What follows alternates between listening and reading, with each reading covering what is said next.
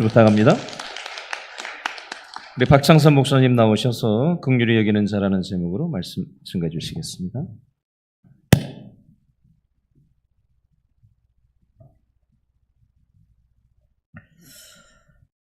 예배 자리에 나오신 여러분들 환영하고 축복합니다. 우리 이렇게 인사 한번 해보겠습니다. 긍휼의 사랑을 베풉시다 하고 인사해 보겠습니다. 네, 긍휼의 사랑을 베풀어야 되는데요. 긍휼의 사랑이 뭔지 알아야지 그 긍휼의 사랑을 베풀 수 있잖아요. 그래서 오늘 긍휼에 대해서 한번 같이 나눠보도록 하겠습니다. 우리가 제가 오후 시간에 대부분 이 팔복에 대해서 이야기를 나누고 있기 때문에 아마 여러분들이 기억을 아마 다 잘하고 계실 거라고 생각이 드는데요. 그렇지만 여러분들이 잘 기억하고 있지만 하나하나 한번 조금씩 짚어가면서 한번 살펴보고 그리고 그 다음으로 이어나가도록 하겠습니다. 가장 먼저 우리가 살펴봤던 것이 무엇인가 하면 심령의 가난함이라고 이렇게 이야기했는데, 심령의 가난함이 우리 안에 어떠한 의로움도 없습니다. 이 의로움을 알고 정말 하나님, 내가 정말 이런 사람이군요, 이런 걸 깨닫는 거라고 얘기했잖아요. 이것을 인정하고 의로움이 없음을 인정하고 인식하는 그것의 간절함, 이것이 심령의 가난함이라고 말씀을 드렸습니다. 그래서 애통하는 자는 그래서 무엇인가, 그렇게 우리 안에 어떠한 의로움도 없어서 아이고 우리 어떻게 해야 되죠? 우리 안에 정말 이런 죄가 가득한데 우리는 어떻게 해야 되죠? 이런 생각이 들고 하나님 앞에 회개가 나타나고 이런 일이 일어날 때 우리 애통하는 일이 발생이 된다, 이렇게 이야기했습니다. 그런데 세 번째로 이 온유한 자는요, 이런 자신들의 죄를 낱낱이 하나님 앞에 고백하고 모든 것을 다 올려드리고 나니까 내가 이 세상 가운데서 높아질 게 아무것도 없는 거예요.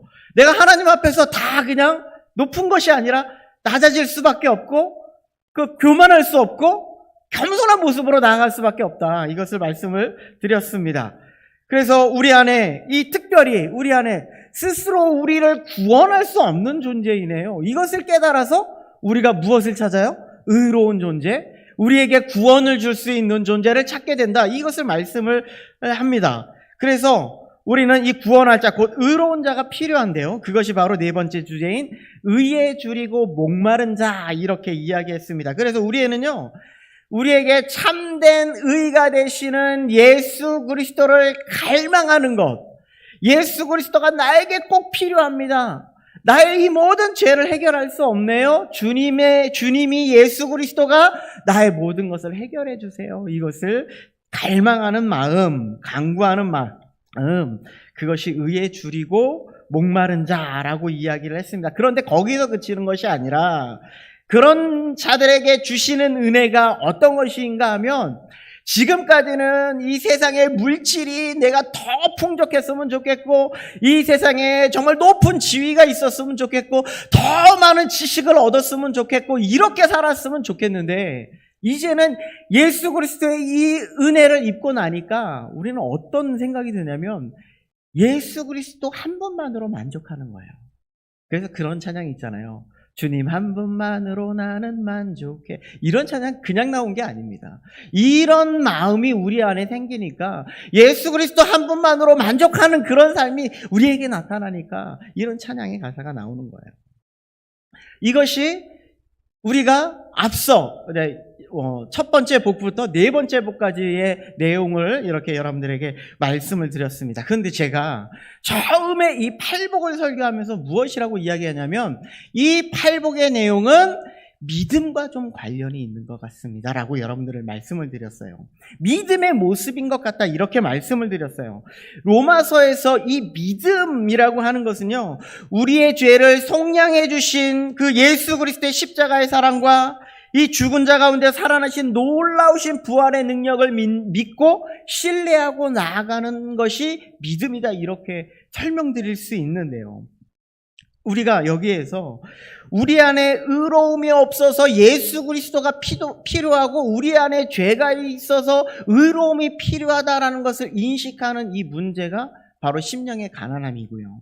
우리의 죄를 다 주님 앞에 내려놓고 회개하고 그 십자가의 사랑으로 나아가는 것이 애통함이고요. 그리고 결국 이 땅을 사랑하는 것에 우리가 이 십자가 앞에서 자랑할 것이 없겠군요 하는 것이 온유한 자고요. 그리고 온유한 심정으로 주님을 바라보면서 주님만을 의지하면서 살아갑니다. 이것이 의에 줄이고 목마른 자. 이것이 믿음이죠.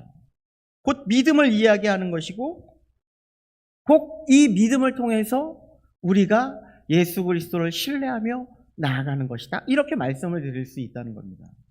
자, 그런데 이 믿음과 이 팔복이 연결되는 것처럼 이 구약에 있어서도 이 믿음이라는 것이 존재했었거든요. 구약에서도 하나님을 믿는 믿음이 있었고 신약에 들어와서도 이 팔복을 기점으로 해서 하나님을 예수 그리스도를 믿는 믿음이 있었어요. 그런데 구약에서 있는 믿음은요, 어디를 기준점으로 하고 있느냐? 바로 십계명을 기준점으로 하고 있다는 거예요. 그래서 오늘 이 시간에는 간단하게 십계명과 이 팔복의 내용이 어떻게 연결되어 있는가를 잠깐 한번 살펴보도록 할게요. 내용의 일치라기보다는 이 십계명이 주어지고 있는 이 말씀을 예수 그리스도가 율법의 완성이 되어 주신 것처럼 이 팔복의 내용을 통해서 이 십계명의 율법을 완성해 주시는 내용으로 이렇게 다루고 있다, 이렇게 생각해 보시면 됩니다. 십계명의 내용은 1계명부터 4계명까지는요, 하나님과 우리의 관계를 아주 잘 나타내 주고 있는 내용입니다. 그리고 5계명부터 10계명까지 내용이 우리와 이웃과의 관계를 너무나 잘 나타내 주고 있는 모습을 우리는 볼 수가 있다는 것이죠. 그러니까 이 팔복의 내용도 첫 번째 복부터 네 번째 복까지는요, 하나님과의 관계를 아주 잘 나타내고 있는 이 믿음이라는 것을 통하여서 하나님의 관계를 이어나가고 있다는 거예요. 그리고 다섯 번째 복부터 여덟 번째 복까지는요, 사람과 사람 사이의 관계를 나타내면서 이 복을 말씀을 드리면서 그것을 설명하고자 하고 있다는 것이죠. 그래서 십계명의 내용은요, 하나님과의 바른 관계를 토대로 하여서 이웃과의 바른 관계를 형성해야 됩니다. 이것을 말씀하고 있는 거예요. 하나님을 믿습니까? 그러니 너희에 있는 이웃, 너희의 주변에 있는 사람들과 함께 아주 잘 지내야 되고 사랑하면서 지내야 되고, 이것을 이야기해 주고 있다면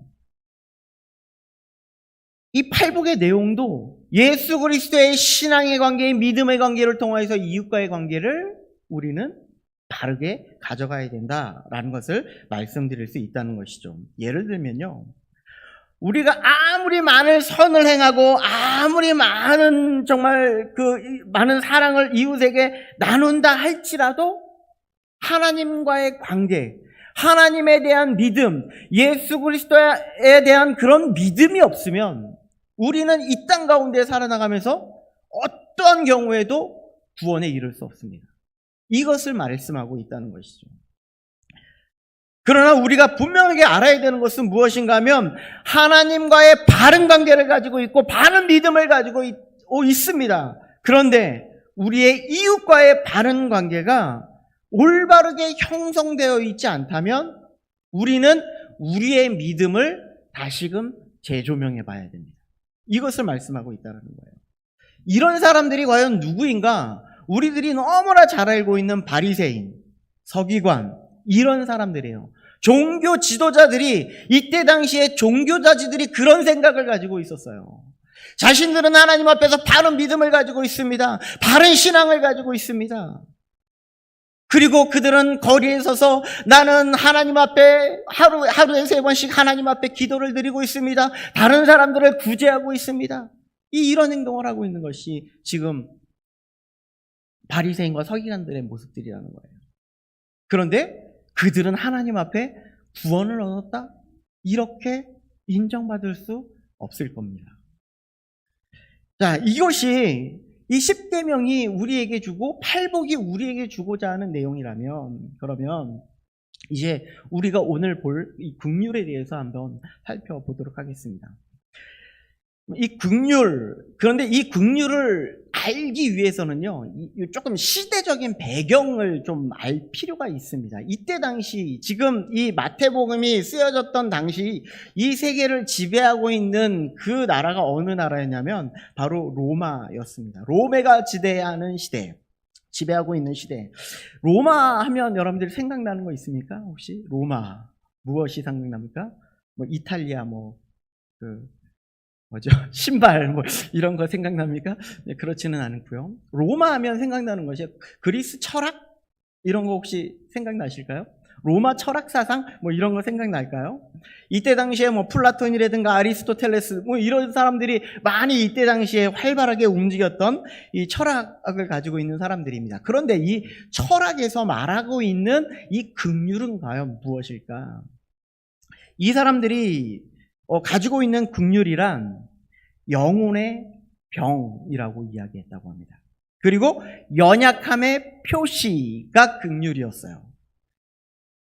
그러니까 이게 긍휼이 왜 이렇게 생각을 했냐면 로마 하면 그때 당시에 막 세계를 제패하기 위해서 동으로 서로 나무로 아이가 막 쭉쭉 뻗어나가면서 이 세계를 그냥 집어삼키고자 하는 힘의 논리를 가지고 있던 시대가 바로 이 로마였기 때문에 그렇습니다.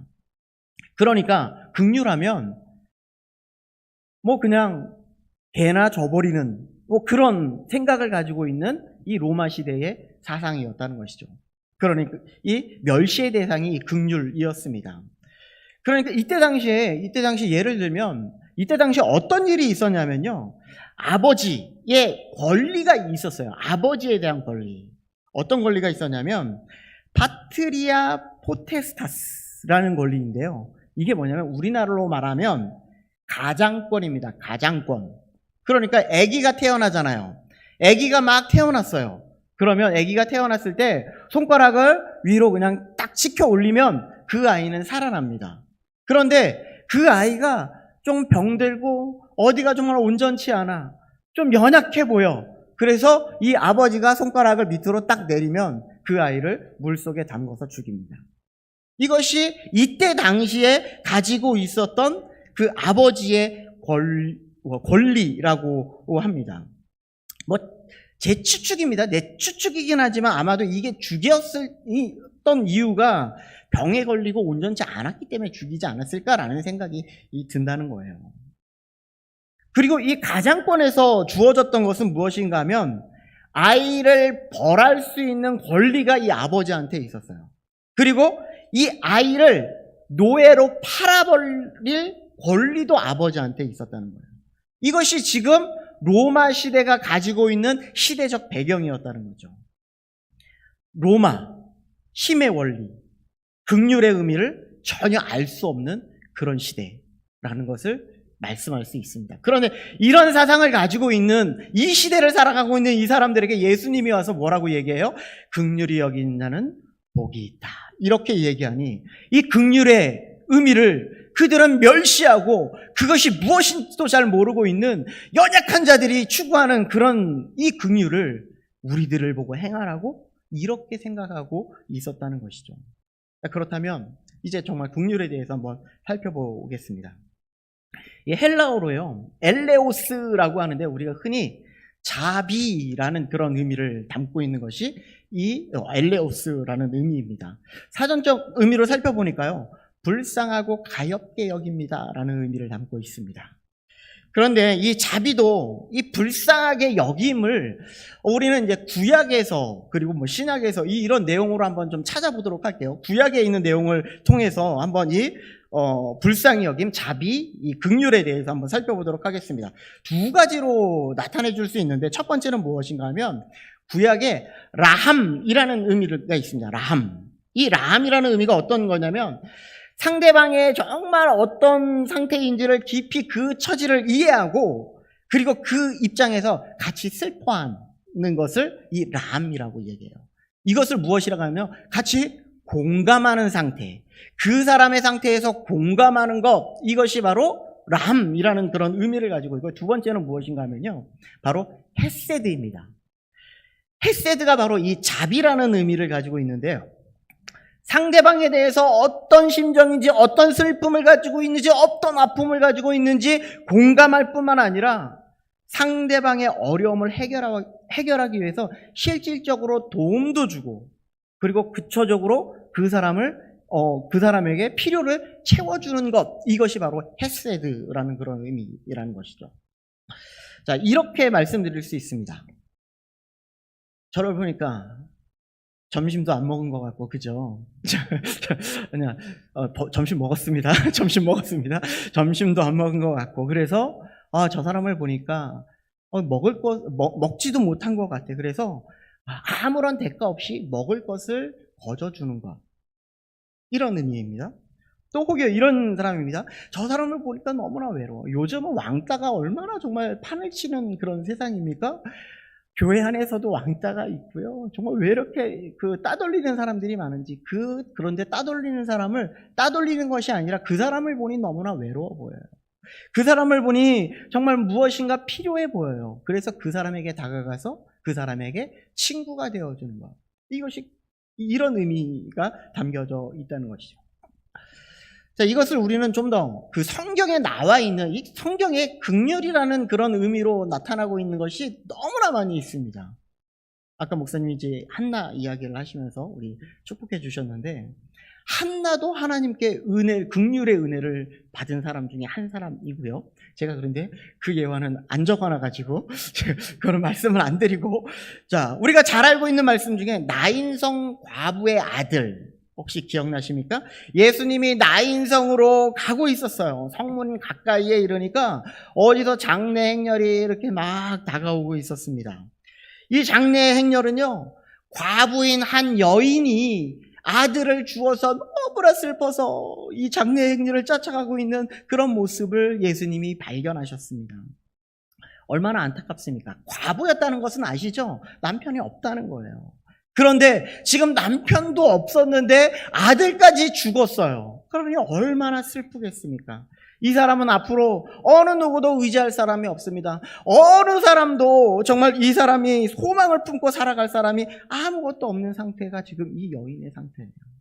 그런데 예수님이 그 여인을 어떻게 보시냐면요, 불쌍히 여기셨다, 이렇게 말씀하세요. 그리고 기도하시고 청년을 살려주시죠. 예수님의 이 여인의 안타까움을 보시고 그것을 공감하신 거예요. 그것을 공감하시고, 그리고 그에게 필요한 것이 무엇인가? 이 여인에게 필요한 것, 이 여인이 의지하고 함께 할 수 있는 사람이 필요하구나. 그래서 청년을 살려주신 거거든요. 돌봐줄 아들을 살려주신 거거든요. 이런 문제를 해결해 주시는 것, 이것이 바로 헤세드라는 그런 의미를 갖고 있다는 것이죠. 하나 더 예를 들어보겠습니다. 우리가 잘 알고 있는 가늠하다 잡힌 여인을 용서하시는 예수님에 대해서 한번 살펴보겠습니다. 여인은요, 가늠하다가 현장에서 붙잡혔습니다. 현장에서 붙잡혔기 때문에 어떠한 변명도, 어떠한 것을 주장해도 이 사람은 율법에 의해서 돌에 맞아 죽을 수밖에 없는 그런 상황이었습니다. 많은 사람이 이 여인을 막 끌고 왔습니다. 분명히 이 사람들은 예수님을 시험하기 위해서, 예수님을 넘어뜨리기 위해서 이 여인을 끌고 와서 예수님을 올매에 갇히도록 하기 위해서 끌고 왔지만, 지금 여기에서 헤세드라는 그런 의미가 담겨져 있다는 거예요. 이 사람들이 예수님께 묻습니다. 선생님이요, 이 여자가 가늠하다 잡혔습니다. 모세의 율법에 이러한 여자를 돌로 치라고 명하셨는데 선생님은 어떻게 하시겠습니까? 라고 물어봅니다. 예수님은 이런 그들의 질문에 너희 중에 죄 없는 자가 먼저 돌로 치라. 다 알고 있는 내용이잖아요. 예수님은 이 여인의 정말 비참한 상황이죠. 이 비참한 상황을 정말 불쌍히 여기셨다는 거예요. 그러나 예수님의 선택은 그 여인이 이 지은 죄를 정말 미워하시고 이 죄를 해결할 수 있어야 됩니다. 그럼에도 불구하고 그 여인은 불쌍히 여기시고 긍휼의 사랑을 베풀어 주셔서 그 여인이 더 이상 이 죄를 더 이상 짓지 말라고 예수님이 선포하고 그를 보내는 것을 보세요. 지혜로 그를 살려주신 것입니다. 이제 긍휼의 의미가 좀 더 분명해진 것 같아요. 긍휼은 상대방의 상태와 그 감정과 그 모든 것을 공감하고 그 사람의 필요까지, 그 사람의 문제까지 모든 것을 도와주는 것, 이것이 바로 긍휼이다. 것이죠. 그러면 한번 옆에 있는 사람에게 어떤 아픔이 있는지 한번 여쭤보세요. 어떤 아픔이 있습니까? 한번 여쭤보세요. 그리고 그것을 함께 공감하시고 그들의 필요를 위해서 기도도 해주시고 이러시면 됩니다. 자, 그런데 그러면 이 긍휼이 우리와 어떤 관계가 있는지 한번 이제 보아야 할 것입니다. 여기서 생각해 볼 것. 자, 우리와 긍휼입니다. 이것을 알아야 다음으로 넘어갈 수 있기 때문에 그런데요. 우리가 잘 알고 있는 1만 달란트의 비유를 아실 겁니다. 간략하게 말씀드리면 1만 달란트 빚진 자는 하나님의 그 주인의 은혜로 이 모든 것을 다 탕감받았습니다. 하나님 앞에 빚진 자의 은혜를 입었습니다. 그런데 그에게 100데나리온 빚진 자에게 은혜를 베풀지 않아요. 감옥에 갇히게 했어요. 이 이야기 여러분들 다 아시잖아요. 이 비유의 마지막에 예수님이 무엇이라고 말씀하고 있냐면 내가 너를 불쌍히 여김같이 너도 내 동료를 불쌍히 여김이 마땅하지 아니하냐라고 이야기합니다. 이것이 바로 긍휼이라는 거예요. 그런데 우리는 여기서 1만 달란트 빚진 자, 성경을 통해서 그리고 앞선 팔복의 내용을 통해서 우리는 이미 앞선 이 1만 달란트의 빚진 자가 우리의 모든 죄, 우리가 씻을 수 없는 모든 죄라는 사실을 우리는 알 수 있을 겁니다. 이 모든 것을 위해서 하나님은 예수 그리스도를 이 땅에 보내주셨고 이 모든 달을 다 속량해 주시고 우리의 모든 죄를 다 탕감받게 해주신 것이 하나님의 놀라운 십자가의 은혜라는 것이죠. 이것이 어떤 상태인가? 우리가 정말 도저히 어떤 소망도 없고 우리가 정말 죽은 그런 자로서 우리는 비참에 놓여 있는 상태다라고 이야기하는 것이죠. 어떤 소망도 없습니다. 어떤 희망도 없습니다. 이 세상에서 아무리 선을 행하고 아무리 어떤 노력을 해도 정말 우리 스스로 구원할 수 있는 자가 아무도 없었어요. 이런 우리에게 찾아오신 긍휼의 예수 그리스도의 하나님의 은혜. 우리의 모든 상태를 회복시켜 주시고 우리를 구원해 주신 예수 그리스도.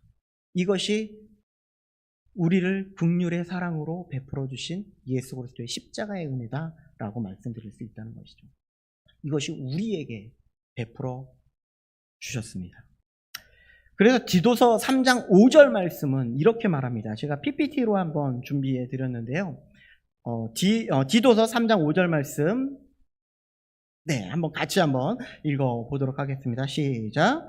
우리를 구원하시되 우리가 행한 바 의로운 행위로 말미암지 아니하고 오직 그의 긍휼하심을 따라 중생의 씻음과 성령의 새롭게 하심으로 하셨나니.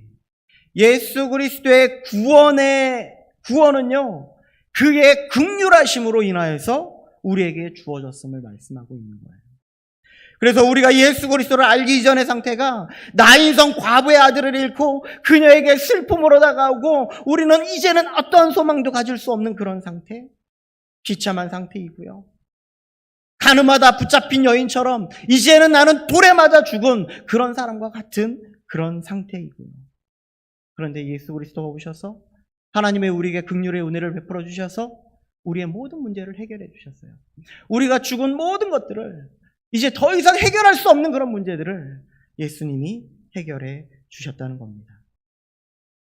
그런 상황을 우리에게 공감해 주시고 우리를 안타깝게 바라보시면서 다 해결해 주셨습니다.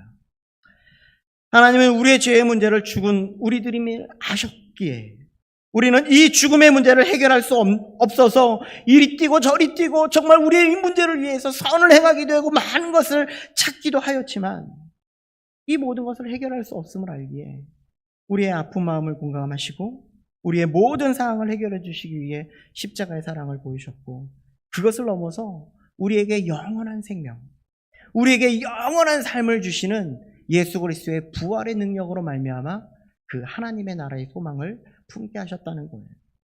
이것이 하나님이 우리에게 베풀어 주신 하나님의 긍휼의 사랑이라는 것이죠.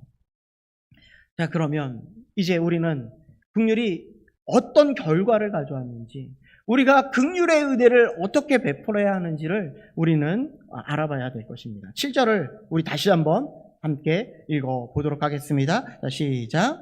긍휼히 여기는 자는 복이 있나니 그들이 긍휼히 여김을 받을 것이며. 긍휼의 결과는요, 긍휼히 여김을 받을 것이다 라고 이렇게 말하고 있는데요. 근데 제가 이거 말씀을 이렇게 딱 준비하다 보니까 뭔가 잘못된 것 같아요. 왜냐하면 우리는 앞선 4개의 그런 팔복을 진행해 오면서 이 4개가 무엇을 의미하고 있냐면 하나님께서 이미 우리에게 베풀어 주신 긍휼의 사랑이라는 거예요. 이 팔복의 4개의 내용이 예수 그리스도의 십자가의 사랑으로 우리를 살려주시고 놀라운 은혜를 입혀주신 놀라우신 은혜의 사랑이라는 거예요. 그래서 저는 이 의미를 이렇게 다시 한번 바라봤으면 좋겠습니다. 긍휼의 복을 받은 자요, 긍휼히 여기라 라는 것이죠. 우리는 하나님 앞에 긍휼의 은혜를 이미 받았습니다. 죽은 우리들을 살리신 예수 그리스도의 십자가의 사랑을 우리는 알았어요. 그러니 우리는 긍휼의 사랑을 다른 사람에게 베풀어야 된다는 것입니다. 우리에게 받은 긍휼의 사랑을 많은 영혼들에게 줄 수 있는 사람이 되어야 한다라고 이야기하는 겁니다. 그래서 야고보서 2장 13절 말씀을 한번 준비했는데 한번 같이 한번 읽어보도록 하겠습니다. 야고보서 2장 13절 말씀입니다. 함께 읽겠습니다. 시작. 긍휼을 행하지 아니하는 자에게는 긍휼 없는 심판이 있으리라. 긍휼은 심판을 이기고 자랑하느니라. 우리가 긍휼을 행하지 않는다면 우리는 긍휼이 없는 심판, 우리에게 죽음이라는 그런 심판, 우리가 저 지옥불에 들어가는 그런 심판을 우리에게 행하실 거예요. 그런데 우리가 긍휼을 행하면 이런 심판에서 자유로워지는 거예요.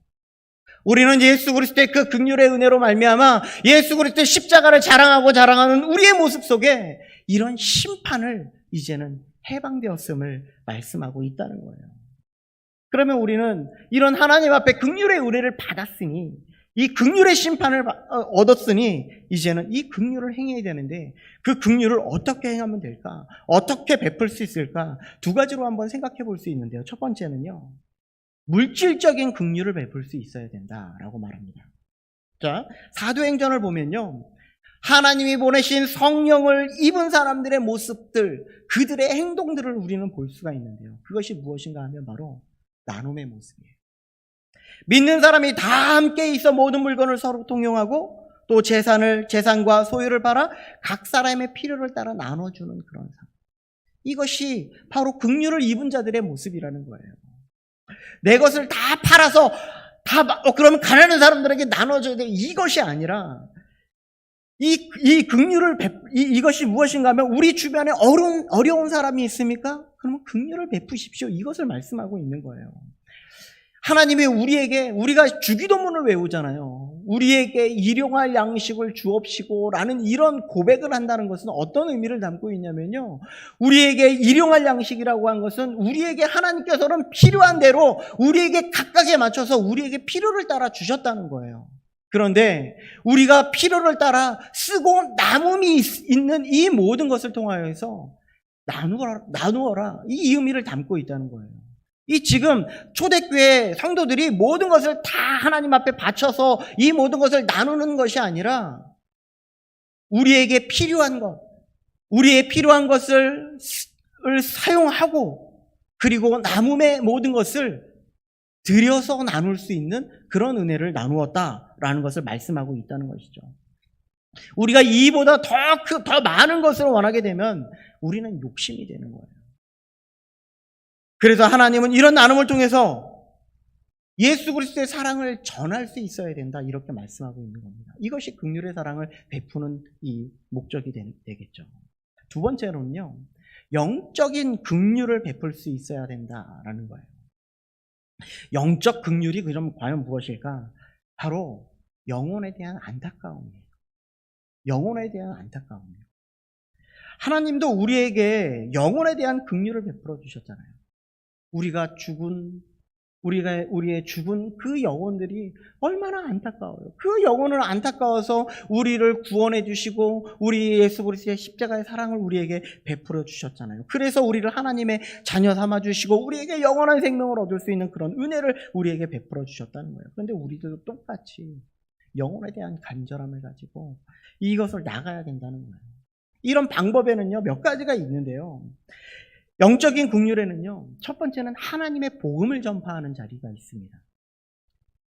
전도하는 자리, 선교하는 자리, 이런 자리가 다 우리가 하나님의 복음을 전하기 위해서 나아가는 그런 자리라고 합니다. 그러면 우리는 날마다 전도할 수도 없고, 우리는 해외에 나가서 선교도 할 수 없는데 어떻게 합니까? 라고 할 수 있는데, 여러분들의 삶의 현장 속에서 여러분들을 통하여서 주어지는 하나님의 사랑을 그 사람들에게 보일 때 그것이 전도가 될 수 있다는 것이죠. 그리고 또 한 가지는 무엇인가 하면, 내가 가서 하나님의 복음을 전파하지 못하고 내가 전도의 복음을 받기리 너무나 힘들고 어려워서 할 수 없다면 영혼에 대한 안타까움을 가지고 기도할 수 있어야 된다는 거예요. 이것이 하나님께서 우리에게 주신 영혼에 대한 긍휼을 베풀는 것이다 말씀드릴 수 있습니다. 어쩌면 사랑을 해본 사람이 사랑을 할 수 있다라고 이야기를 하십니다. 우리는 하나님이 우리를 얼마나 놀라운 긍휼의 사랑을 베풀어 주셨는지 그것을 깨닫고 안 사람이 우리는 긍휼을 베풀 수 있다는 것이죠.